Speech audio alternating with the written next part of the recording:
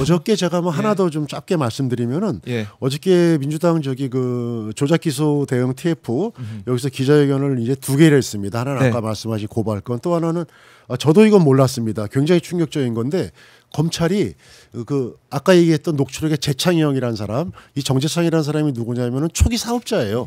맨 처음에 유동규한테 이제 업자들이 1억을 만들어 주는데 그거를 갖다가 동영상을 찍은 사람입니다. 이 사람이 이 내용을 알기 때문에 협박을 합니다. 그래서 이 사람이 남욱과 정재창한테 60억씩을 뜯어냅니다. 어마어마하죠. 이거를 뜯어내면서 이 사람이 협박, 공갈 이런 걸로 기소를 그 경찰 수사를 받습니다. 그래서 경찰이 이거를 23년도 중반쯤에 그 검찰한테 송치를 합니다. 근데 검찰이 그거를 그냥 외면해 버려요. 지금까지. 검찰이 경찰한테 보안 수사를 요구하면서 어저께 나온 내용입니다. 그거는 뭐냐? 대장동 사건 중에 업자 간에 무려 100억 넘는 돈이 왔다 갔다 하는 공갈 협박죄를 갖다가 인지하고도 오로지 이재명을 잡으려고 그 사건을 묻어버립니다. 근데 제가 봤을 때는 이게 왜 그러냐면은 이네들이 3억을 갖다가 만들어가지고 유동규한테 줬을 때 유동규가 그 세계라는 돈, 이게 철거업자하고 관련된 이런 내용이거든요. 그게 이들의 주장에서 다 나옵니다. 제가 이제 제 사건 조서를 이전 걸 다 보면은 여기에 아주 급한 일이 있어서 철거업자한테 뭐 개인적으로 급한 돈이 있어가지고 내가 유동규가 이걸 달라고 그런다. 그 시발이 됐던 게 정재창이 만든 돈이었고, 이게 정재창이가 구속 기소돼가지고 이 사건이 드러나면은 어마어마한 파장이 있지 않습니까? 그러니까 이것도 엎어버린 거예요. 그러니까 뭐랄까, 이거는 저기 뭐 가재를 잡으려고 드러난 저기 참치 고래들을 다 덮어버린 거 아닌가, 풀어준 거 아닌가. 그래서 저는 이런 걸 일을 안 하고, 그렇죠, 정치적인 굉장히 어저께 저기 큰 빅 뉴스였는데 제가 좀 깜짝 놀라는 게 어디에도 기사가 안 나왔어요. 어디에도. 그냥 저기 이 보니까 연합뉴스에서 사진 한 카트. 민주당 조작 기소 대응 TF 정재창 관련 기자회견. 아니 무슨, 저는 제가 몇 차례나 지금 이렇게 막 페이스도 그렇고 저거 하지만 좀 이런 사실들은 알려야 되는 게 너무 기본 아니겠습니까? 근데 알려지지 않고 있어가지고 제가 또 이제 같은 좀 얘기를 하는데, 그러니까요. 조만간 이런 것도 좀 구체적으로 알려질 겁니다. 그래서 이런 검찰들이 이재명을 그러니까 정적을 사냥하기 위해서, 잡기 위해서 정말 본인들이 진정으로 해야 되는 정의 실현, 사건을 밝혀야 되는, 뭐 일반인들은 저기 저 초코파이만 냉장고에서 갖다 먹어도 그거를 갖다가 수사해서 1심에서 유죄 나오고, 이게 여론화되니까 2심에서 무죄 나오고, 이게 도대체 상식적으로 말이 됩니까? 근데 100억이 넘는 돈을 공갈하고 협박하고, 이게 다 보니까 조서에 다 있어요. 근데 이런 걸 다 그냥 숨겨버려가지고 22년도 10월 달에 오로지 이재명을 잡으려고 면담하고 회유하고 배 갈른다 그러고 해서 끌어냈던 진술들, 그것만 갖고 법원에다가 딱 내놓으면서 보세요, 저 김용 정진성 이렇게 했지 않았습니까? 법원은 그것만 보고 판결을 갖다가 뭐 진술 보고 또 할 말이 없는 거죠. 하게 되는. 그러니까 3인 성호 얘기를 우리가 좀 많이 하게 되는데, 세 사람 진술만 딱 맞추면은 뭐든지 만들어낼 수 있다, 이런 생각한 게 아닌가 생각이 들고. 맞습니다. 언론 말씀도 하셨지만은 사실 이번에 대장도 항소포기 때문에 난리가 나지 않았습니까? 그렇습니다. 검찰 난리 났었고, 그걸 또 언론에서 대대적으로 보도를 했는데, 지금 패스트트랙 충돌 사건을 보면은 나경원 지금 벌금형 받은 거에 대해서 징역형을 구형했는데 벌금형 나왔으면 당연히 항소해야 되는 사건인데, 그럼요. 항소 포기 지금 하고 그런 상황이 됐는데, 검찰 내부에서는 조용하고, 그러니까 언론도 조용하고. 그때 다른 검찰. 저는 뭐 기본적으로 검찰, 대한민국 사법에 있어서 뭐 이 사법 검찰의 이 총량을 좀 줄어들어야 된다는 게 맞다고 봐요. 아까 말씀드린 뭐 일반인들의 초코파 이런 거는 기소하면 안 되죠. 우리처럼 평상시에 상식을 갖고 있는 사람이면은 그게 절도입니까? 자기들이 저기 먹으라고 했다는 거 나중에 알고 보니까. 그래서 이제 그런 내용들을 제가 뭐 세부적으로 얘기하기는 뭐 적절하지 않습니다만은 어쨌든 좀 이 검찰이 빨리 이제 앞으로 이 제도가 개선돼서 네. 1년도 안 남았죠, 그죠? 이제 뭐 검찰청이 사라지게 되는 기소와 이제 수사를 분리해서 또 이제 새로운 역할과 임무를 맡았을 때 정말 이 최근에 이러한 사항들이 그야말로 그 검찰청 그 현관에 좀 이렇게 22년도 10월을 기억하자, 이렇게 좀 자기네 이 원훈이라도 써놓고. 잊지 말면서 좀 반면교사했으면 좋겠습니다. 제발 좀 그게 정말 뭐 공직자의 기본 아니겠습니까? 그렇습니다. 예. 검찰 개혁의 필요성, 뭐 사법 개혁의 필요성 아무리 강조해도 지나침이 없는데 네. 이젠 정말로 정권이 바뀌어가지고 뭐 지금 법무부도 의지를 가지고 감찰을 하고 진상을 확인하고 있기 때문에 네, 저도 깜짝 놀랐어요. 예, 그러니까 아까 말씀하신 그 감찰 보고 그게 뭐 요약본만 보더라도 아주 세부적으로 구체적으로 거의 뭐 수사 수준으로 해서 진실을 다 지금 밝혀내서 재판장도 그거를 보고 이게 팩트가 이거구나.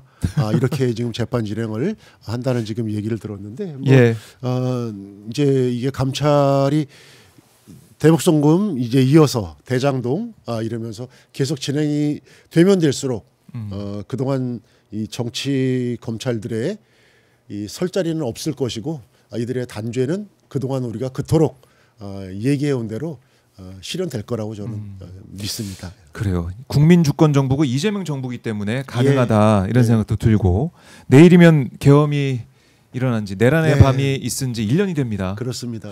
여러모로 많은 분들께서 그때의 기억도 좀 떠오르고 계시고 정말 다행이다. 한편은 다행이다. 한편으로는 아직 내란이 종식되지 않아서 걱정된다. 재판 결과 어떻게 나올까 조마조마하시는 경우도 있는 것 같아요. 우리 부원장께서도 여러 가지 소회가 있을 것 같습니다. 네, 그렇습니다. 뭐 저는 이 내란의 출발이 뭐 지금 이제 많이 밝혀지고 있죠. 뭐 김건희의 국정농단 부패 행위를 감추기 위해서 그 외에는 이제 윤석열의 아주 이 기행적인 이러한 판단에서 저는 그렇지 않다고 봅니다. 이게 윤석열 정권과 함께 이루어졌던 정권에서 윤석열의 이 거의 뭐 수족같이 움직였던 이 검찰들이 이재명을 잡기 위해 가지고 하다 안 되니까 결국은 군인들을 동원해 가지고 이 내란으로 옮겨가지 않았나. 그래서 제가 뭐 내란의 출발은 검란이다 이런 말씀 많이 드리고 있는데 지금 이제 검란은 좀 이제 진압이 되고 있어요. 근데 내란은 지금 말씀하신 대로 여전히 일단 법원에서 특검이 여러 가지 객관적인 팩트를 준비해서 법원에다가 제출한 구속영장도 상당히 많이 기각되지 않았겠습니까? 뭐 대표적인 게 박성재. 저는 뭐 박성재 장관 같은 경우는 윤석열과 그야말로 뭐 깐부 아니겠습니까? 내란 일으키고 나서도 서로 전화 통화하면서 그 핵심들 법무 관련된 핵심들이 안가에서 모여가지고 무슨 얘기했겠습니까? 송년회 만나기 위해서 그런 새빨간 거짓말을 하는데도 구속이 안 되고 저는 뭐 이게 법꾸라지 정도가 아니라 정말 이 법도둑 법비 중에 뭐 대표적인 인물들이라고 생각되는데 정말 좀 가슴 아픈 게 그런 거예요. 여전히 법무부라든가 대한민국 요직 곳곳에 그래들이 심어놓은 사람들이 그대로 있습니다. 그래서 저는 이 내란의 빠른 종식을 위해서더라도 내란 정권이 윤석열 정권이 임명했던 그러한 주요직에 있는 이런 사람들에 대한 좀 우리가 한번 강력하게 이거를 갖다가 어떤 행위를 했는가 살피고 밝혀서 이들이 빨리 그 자리에서 나와서 완벽한 대한민국을 이루기 위한 바탕이 마련돼야 된다 이렇게 생각합니다. 이재명 대통령도 내일 이제 시민들과 함께 걷는다. 아까 얘기 들었습니다. 함께한다 이렇게 말씀하셨는데, 그러니까 국민주권 정부이기 때문에 국민들과 함께 만들어가는 정부이기 때문에 그렇죠. 이재명 대통령도 여러 가지 뜻깊은 그 일정을 준비를 한 것 같고, 내일 뭐 대국민 담화도 발표하고 외신 기자회견도 진행이 될 예정인데. 이재명 대통령의 이 성공, 어떻게 보면 이재명 정부의 성공, 이걸 위해서 내년 뭐 지방선거도 있고 선거를 통해서든 아니면은 정책이나 법안을 통해서든 여러 가지 해나가야 될 과제들이 있는 것 같아요. 그렇습니다. 근데 지금 이제 아까 지금 국회에서 뭐 이제 여러 가지 분야에서 이렇게 정부하고 손발을 맞추면서 하고 있는 법안들, 그리고 또 민생을 위해 가지고 이렇게 노력하는 일들이 좀 더 협조적으로 이루어지면서 뭐 민생을 위해 가지고는 정말 뭐 이 경계가 어디 있겠습니까? 오로지 이제 국민만을 위해 가지고 또 이재명 이 정부에서도 제가 보니까 최우선 과제가 국민통합과 그다음에 민생 안정, 그렇습니다. 그다음에 국민들의 행복한 삶 이 성남시장, 경기도지사 하실 때부터 네. 관통해온 그 철학이 그대로 이어졌기 때문에 저는 빨리 좀 이렇게 좀 이 암울한 소식들 지금 제가 뭐 한 30분 넘게 계속 막 검찰에 대해서 그다음에 이 사건 조작 이런 거에 대해서 얘기하지만 정말 행복한 얘기들이 이 앞으로 계속 좀 이렇게 좋은 얘기들이 좀 많이 나왔으면 좋겠습니다. 그렇게 말입니다. 근데 이제 1년이 지나도록 이 재판은 계속 진행 중이고 특검 수사 결과도 나오지 않고 있고 이러다 보니까 답답하신 분들 많으실 것 같아요. 예, 네. 그래도 조금씩 네, 그럼요. 예. 진보하고 있다. 네, 이런 맞습니다. 생각을 하게 됩니다. 자, 오늘 김용 전 부원장과 함께 말씀을 좀 나눠봤고 역시 검찰 개혁의 필요성을 다시 한번 절감하게 되는 시간이었습니다. 부원장님 가시기 전에 못다한 말씀 있으면 듣고 마무리하겠습니다. 뭐 벌써 진짜 1년이 됐습니다. 이렇게 추울 때 작년에 이 대한민국을 지켜주신 국민 여러분 진짜 너무 감사드리고요.